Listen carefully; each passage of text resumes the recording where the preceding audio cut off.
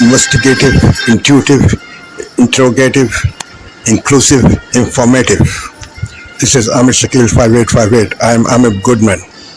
Thank you very much for company. Following news have been reported by European, Asian, African, Australian channels and AP, AFP and Reuters news agencies. I am thankful to all of them. Now the headlines. Walkie-talkie exploded in Lebanon, killing at least 20 people. Portugal wildfires. Australia absent from United Nations voting. Gays inquiry in North-South Wales, Australia. Sue Gray's salary is more than Prime Minister. Weinstein case in America. Paris husband-wife rape case. Abortion clinics in UK. Train drivers in UK. Far-right Germans in elections. British PM gifts. Floods in Central Europe. Typhoon Yagi aftermath in South Asia, North Sea also. In Myanmar, Vietnam. Japan markets are up. Burkina Faso and Mali killings. Tree of life and culling of elephants in Zimbabwe. Sean Diddy case. French and Italian defense minister met. Now please watch the channels. Liberté, égalité, actualité. Hello, you're watching Daybreak on France 24. I'm Karis Garland. Thank you for tuning in. Here's a look at our headlines this hour. The death toll from a second wave of exploding devices used by Hezbollah in Lebanon has risen to 20. This as Israel claims the beginning of a new stage in the war. One of the United States' biggest and most influential labor unions has declined to endorse a candidate in the upcoming presidential election, dealing a blow to Democratic nominee Kamala Harris. And a nighttime curfew has been put in place for certain neighborhoods of the French Caribbean island of Martinique amid violence and unrest. Also coming up in business, aerospace giant Boeing says it will temporarily furlough tens of thousands of employees as contract talks failed to pave the way to end an ongoing strike.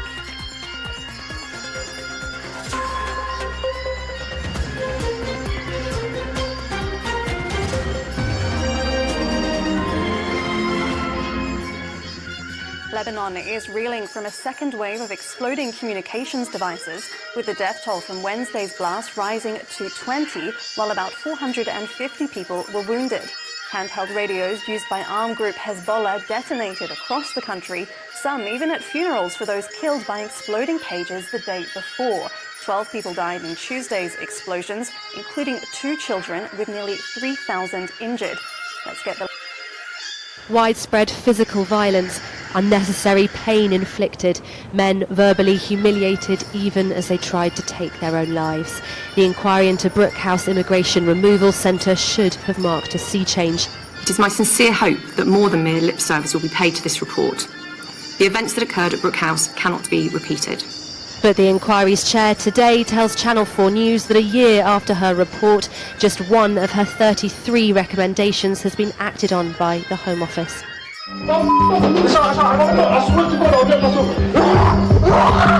It was scenes like these filmed over 5 months by an undercover Panorama journalist in 2017 that led the Conservative government to call for an inquiry in 2019. But key recommendations, including one saying staff should only use force as a last resort, and another that asylum seekers should only be detained for 28 days, haven't been implemented. And Channel 4 News has also seen internal documents from the Home Office arguing they can ignore her findings. The department's lawyers, acting for the then Home Secretary James Cleverly as part of a judicial review case into Brook House, said the inquiry recommendations are not binding and that Kate Eves had no legal qualifications. A source close to James Cleverly said this wording wasn't a value judgment, just a legal argument. This, an inquiry the Home Office set up with no teeth, its recommendations all but gathering dust. On Monday, a Lord's report... Good morning, everybody. It's 7 o'clock. Coming up on today's programme, a walkie-talkie bomb blitz causes more deaths and chaos in Lebanon. Plus, Labour backlash against Sue Gray after it emerged the Prime Minister's most senior advisor is paid more than her boss. I'm going to get on the phone. And we'll also hear from the ranger teams racing across Africa to save wildlife. There you go. It's Thursday, the 19th of September. First pages now, walkie-talkies. Terror in Lebanon as a new wave of attacks target Hezbollah. So Keir Starmer is branded king of the freebies after Sky News reveals he's accepted more gifts than any other MP. We have a special report. Prison governor tells Sky News that violence and drugs are endemic in overcrowded jails. Beds soaked in blood and long-term trauma. England's NHS regulator warns that poor care is at risk of being normalised.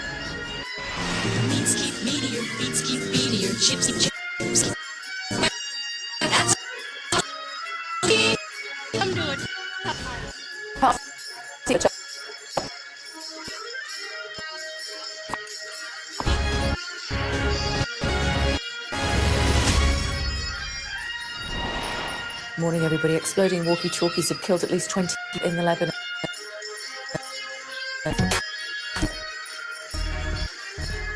least 14 people have died in Lebanon Wednesday. The EU has the process of deducting a €200 million fine from Hungary's budget after Budapest missed a second deadline. The Italian and French defense ministers met in Rome to discuss how to better protect European skies against Russian threats.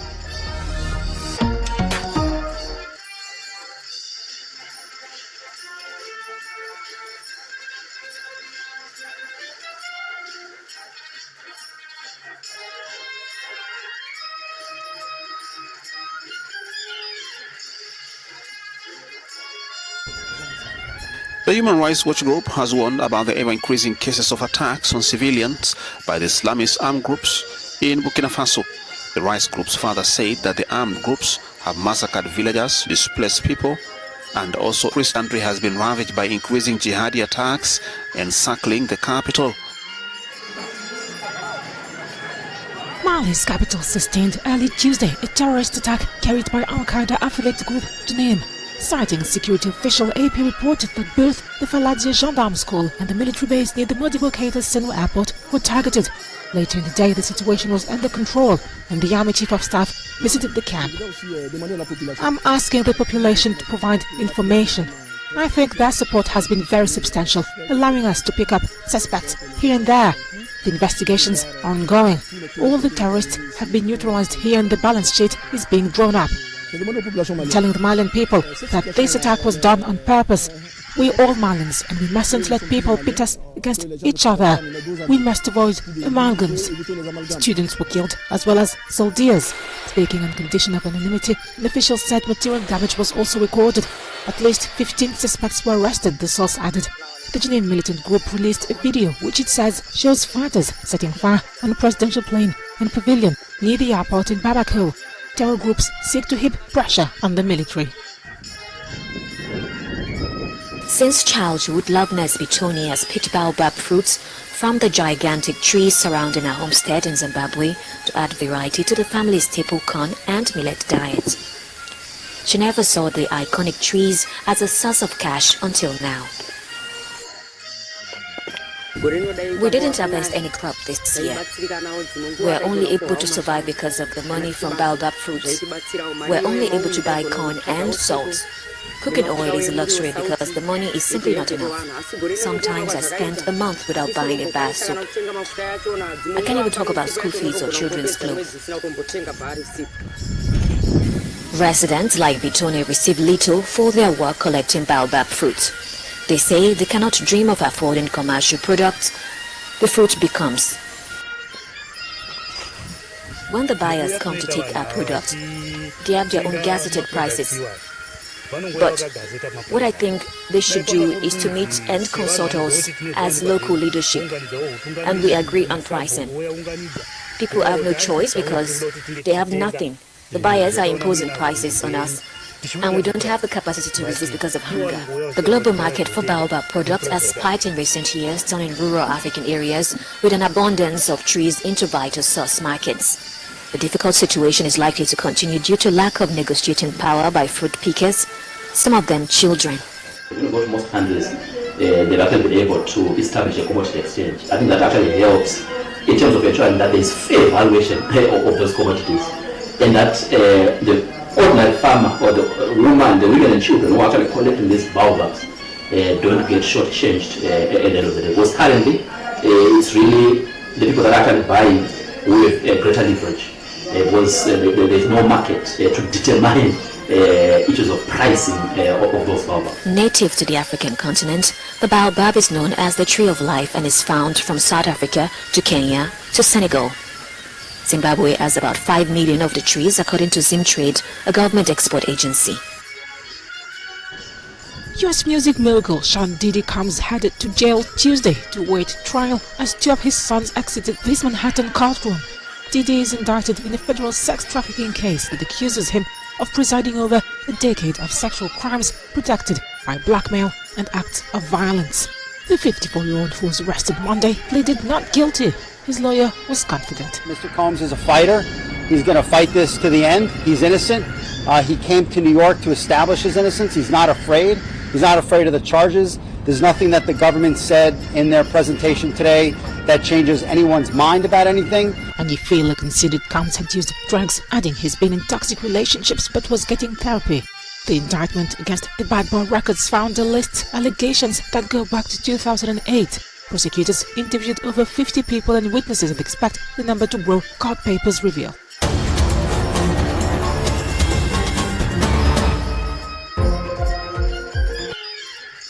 This is Asia Now.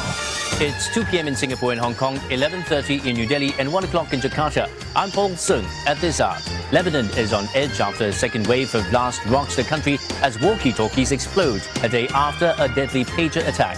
At least 20 people killed and more than 450 injured, including Hezbollah members. A Japanese boy stabbed on his way to school in China dies. Tokyo demands more information from Beijing and pushes for increased safety measures. And we'll be live from the Milken Institute Summit happening in Singapore, taking a look at how governments are working to navigate an increasingly changing political environment.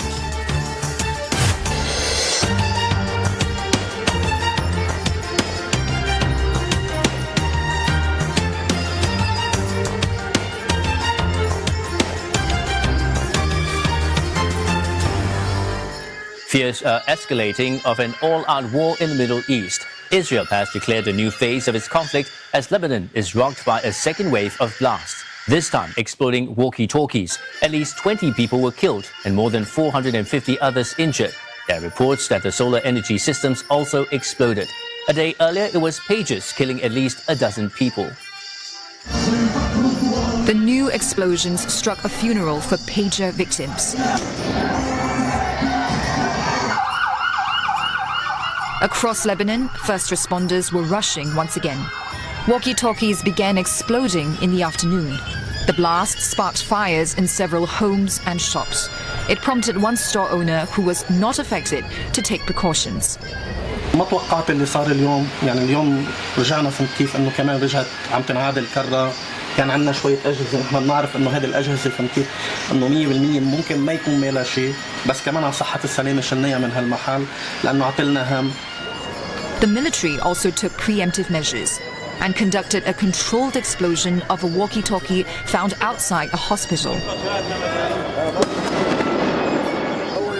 The latest attacks. And for stories straight to your inbox, subscribe to one of our newsletters. Stay in the know with ABC News.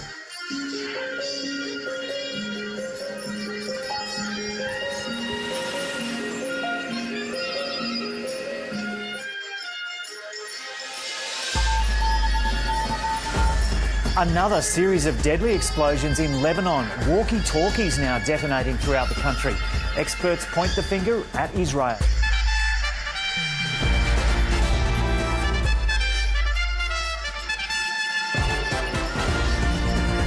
A man who crashed his car into a Victorian pub, killing 5 people, will not stand trial.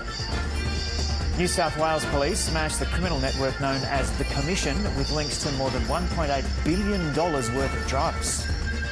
And the US Federal Reserve cuts interest rates for the first time since the end of the COVID pandemic.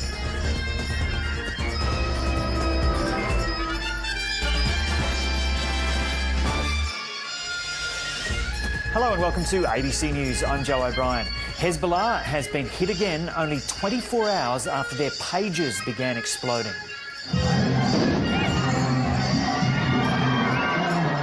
This time, compromised walkie-talkies used by the armed group blew up, with smoke seen billowing from a number of buildings in the capital Beirut.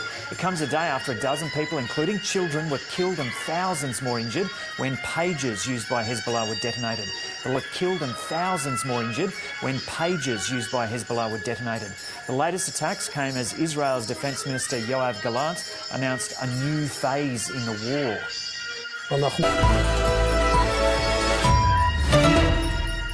You're watching DW News live from Berlin. Fears of an all-out war between Israel and Hezbollah after a second wave of explosions in Lebanon. 20 people are killed and hundreds wounded as Hezbollah walkie-talkies blow up. Israel hasn't commented on the blasts, but its defence minister says a new phase of the war has begun. Also coming up, the rain has stopped, but the floodwaters are still rising across parts of Europe in the wake of Storm Boris. European leaders are meeting in Poland to talk about the clean-up costs. And the eastern German state of Brandenburg goes to the polls this weekend. We take a closer look at the far-right Alternative for Germany party and how and why it's appealing to young people.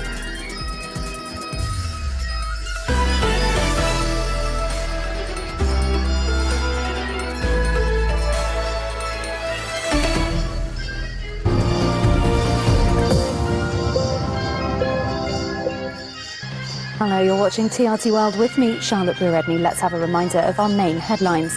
A second wave of device explosions in Lebanon has killed at least 20 people and wounded more than 450. Walkie-talkies used by Hezbollah members blew up a day after thousands of pages exploded with deadly effect. This time, the exploded devices carried the logo of Japanese company ICOM. The radio manufacturer said it was investigating the reports, adding that this particular model has been discontinued 10 years ago. No one has claimed responsibility, but Israel's defense minister has spoken of a new phase of war. Several Israeli soldiers have been wounded after an anti-tank missile was fired from Lebanon into northern Israel.